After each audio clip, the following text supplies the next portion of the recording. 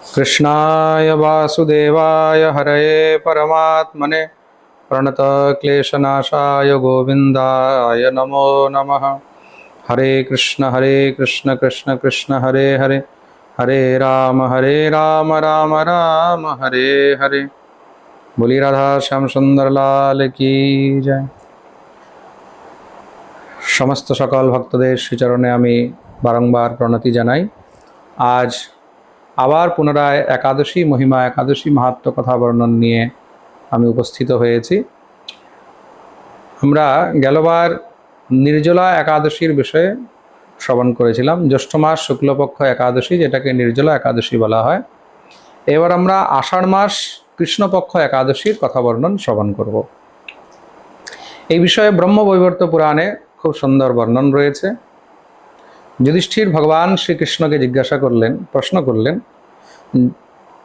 ज्येष्ठ शुक्ले निर्जलाया महात्म्यम वै श्रुताम मया आषाढ़ कृष्ण पक्षे तु किम नाम एकादशी भवेत।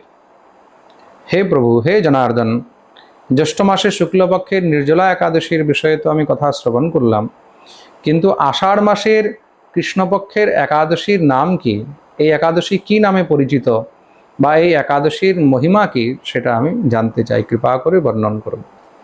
তো ভগবান যুধিষ্ঠিরকে বর্ণন করলেন, রাজন, সর্ব পাপ ক্ষয়করম ভুক্তি মুক্তি প্রদায়কম আষাঢ়স্যাসতে পক্ষে যোগিনী না নামতঃ। সমস্ত পাপকে যে হরণ করে, মনুষ্য দ্বারা কৃত সমস্ত অপরাধকে যে হরণ করে, এমন একাদশী এই আষাঢ় মাসের কৃষ্ণপক্ষের একাদশী, তার নাম হলো যোগিনী একাদশী। খুব মন দিয়ে শুনবেন, নাম হলো যোগিনী একাদশী। এই একাদশী রাজন মহাপাতক নাশিনী সংসারার্ণবমগ্নানাম পোতরূপা সনাতনী। এই জগতের মধ্যে সংসারে যত প্রকারের পাপ আছে, সমস্ত প্রকারের পাপ এই একাদশী যে জীব পালন করে, যে জীব এই একাদশীর ব্রত করে, তার সমস্ত পাপ নাশ হয়। এই বিষয়ে পুরাকালের খুব সুন্দর একটি কথা রয়েছে।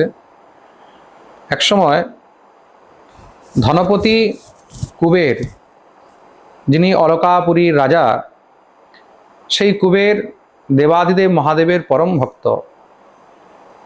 কুবেরের এক সেবক ছিল, সেই সেবকের নাম ছিল হেমমালী।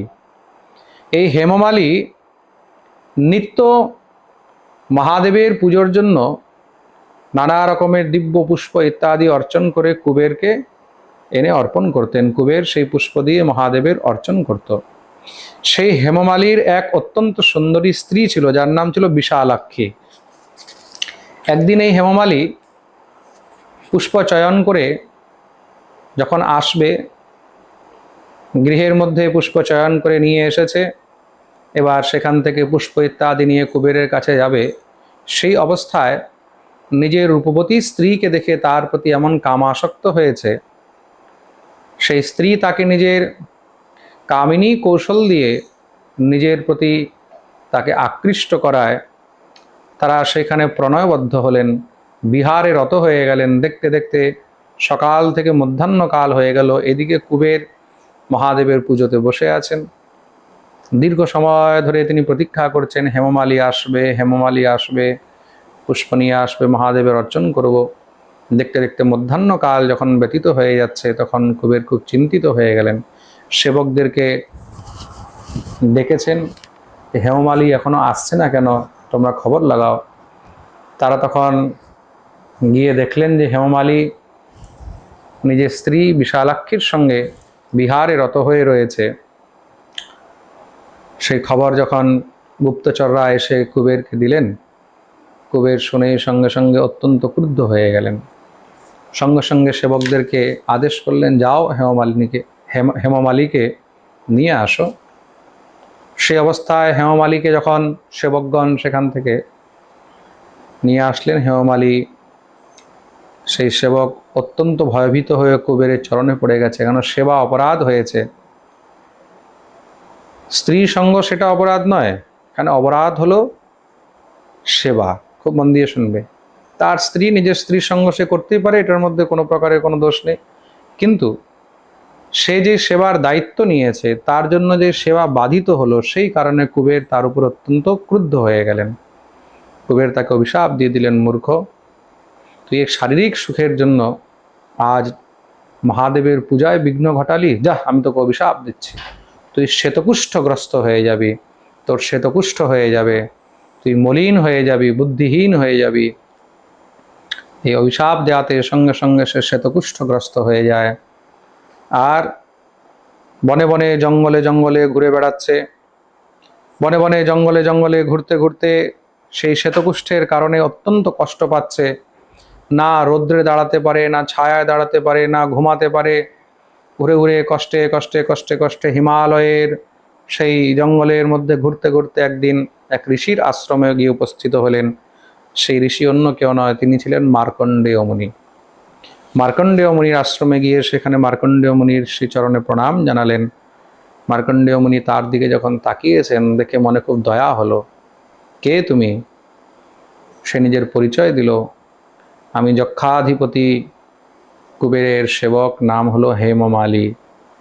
তোমার এই দুর্দশা কিভাবে হয়েছে সে সমস্ত সব বৃত্তান্ত যখন বলেছে, ঋষি তখন তার উপরে দয়া করে বললেন, তুমি চিন্তা করো না, তুমি কষ্ট থেকে নিশ্চয়ই মুক্তি পাবে।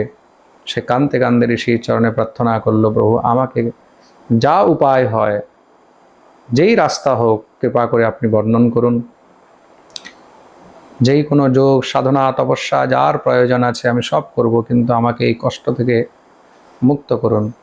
তখন মার্কণ্ডেয় মুনি তাকে এই আষাঢ় মাসে কৃষ্ণপক্ষের একাদশী, যেটাকে যোগিনী একাদশী বলা হয়, সেই যোগিনী একাদশীর ব্রতবিধান বললেন।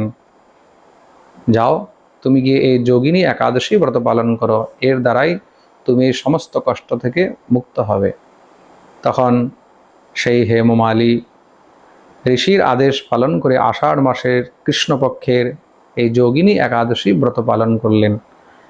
আর সম্পূর্ণ নিয়ম নিষ্ঠা করে নিরাহার থেকে রাত্রি জাগরণ করে হরিবাসর করে এই একাদশী ব্রত করার ফলে সঙ্গে সঙ্গে সে সমস্ত কষ্ট থেকে মুক্ত হয়েছেন। সেই দেহ পরিত্যাগ করে দিব্য দেহ দিব্য রূপ প্রাপ্ত করলেন। দিব্য দেহ দিব্য রূপ প্রাপ্ত করে সমস্ত কষ্ট থেকে তিনি নিবৃত্তি পেলেন। আর পুনরায় নিজের অর্ধাঙ্গিনী সেই বিশালাক্ষীকে নিয়ে তিনি নিত্য আনন্দ নিত্য বিহারে রত হয়ে দিব্য ভগবত ধাম গমন করলেন। এই হলো যোগিনী একাদশীর মহিমা। এবার ভগবান যুধিষ্ঠিরকে বলছেন, রাজন, যেই জীব এই আষাঢ় মাসের কৃষ্ণপক্ষের একাদশী ব্রত মানে যোগিনী একাদশী ব্রত করে থাকে, মহাপাপ প্রশমনী মহাপুণ্য ফলপ্রদা, তার দ্বারা কৃত যেই কোনো অপরাধ, সেই সমস্ত অপরাধ তার নাশ হয়ে যায় আর মহাপুণ্যের ফল প্রাপ্ত হয়। তার জন্য এই একাদশী প্রত্যেক ভগবত ভক্ত সনাতনীদেরকে অবশ্যই করা উচিত। এই যোগিনী একাদশীর মাধ্যমে আমাদের দ্বারা কৃত ছোট মোটো সেবা অপরাধ থেকে নিয়ে বড় বড় অপরাধ ইত্যাদি এগুলো সব মোচন হয়ে থাকে। তা এইবার যোগিনী একাদশী কবে, এটাও ভালো করে আপনারা শুনে রাখবেন। মঙ্গলবার 2 জুলাই যোগিনী একাদশী হবে। আর সেদিন আপনারা একাদশীর ব্রত পালন করবেন। একটি বিশেষ জিনিস মনে রাখবেন, একাদশীর দিন অনেকে আজকাল সাদা তেলে রান্না করে। সাদা তেলে কোনো রান্না করবেন না। একাদশীর দিন ঘৃত মানে ঘিয়ের মধ্যেই রান্না একমাত্র ব্যবহার্য। দ্বিতীয় আর কোনো প্রকারের কোনো তেল ইত্যাদি রন্ধনে উপযোগ করা উচিত নয়। যদি শুদ্ধ বাদামের তেল পাওয়া যায় তখন একমাত্র সেটাতে রন্ধন ইত্যাদি করা যায়। অন্যান্য কোনো প্রকারের সাদা তেল ইত্যাদিতে একাদশী রন্ধন করিতে নেই, তাহলে সেটাও দোষ হয়। অনেকে জিজ্ঞাসা করে যে মহারাজ, একাদশীর দিন কি দই খাওয়া যায়? দইটা না খাওয়াই বেশি উত্তম, কিন্তু দই খেলেও কোনো দোষ নেই, কিন্তু দই না খাওয়াটাই বেশি উত্তম। সব থেকে উত্তম হলো একাদশীর দিন ফলাহার করা। ফলাহার থেকে উত্তম আর কিছু নেই। আর তার থেকে শ্রেষ্ঠ শুধু নিরাহার মানে নির্জলা। নির্জলা না পারলে ফলাহার। ফলাহার ছাড়া অত্যধিক অন্যান্য বস্তু গ্রহণ না করাই ভালো। তা মঙ্গলবারে আপনারা একাদশী করবেন আর বুধবারে তার পারণ হবে। আজকে তো রবিবার, তা আপনারা মঙ্গলবারে একাদশী করবেন। বুধবারে একাদশীর পারণ কটার সময়? সূর্যোদয় থেকে নিয়ে 7টার মধ্যে। পুরো ভারতবর্ষে, বাংলাদেশে এবং আশেপাশে যারা আছেন সবাই খেয়াল রাখবেন, পারণের সময় সূর্যোদয় হইতে 7টার মধ্যে। যাদের সূর্যোদয় 5টায় হচ্ছে 5টা থেকে 7টার মধ্যে, যাদের সূর্যোদয় 5:30টায় হচ্ছে 5:30 থেকে 7টার মধ্যে, যাদের সূর্যোদয় 6টায় হচ্ছে 6টা থেকে 7টার মধ্যে। এটা হলো পারণের সময়। আপনারা খেয়াল রাখবেন, সবাই মিলে যোগিনী একাদশী ব্রত পালন করুন। আর ঠাকুরের হরিভক্তি যেন আমাদের অন্তরে বিরাজিত হয়, ঠাকুরের চরণে এই কামনা করুন, ভগবানের চরণে এই প্রার্থনা করে আমরা আজ এই যোগিনী একাদশী ব্রত মাহাত্ম্যকে এখানেই বিশ্রাম দিলাম। রাধে রাধে, জয় রাধা শ্যাম সুন্দর।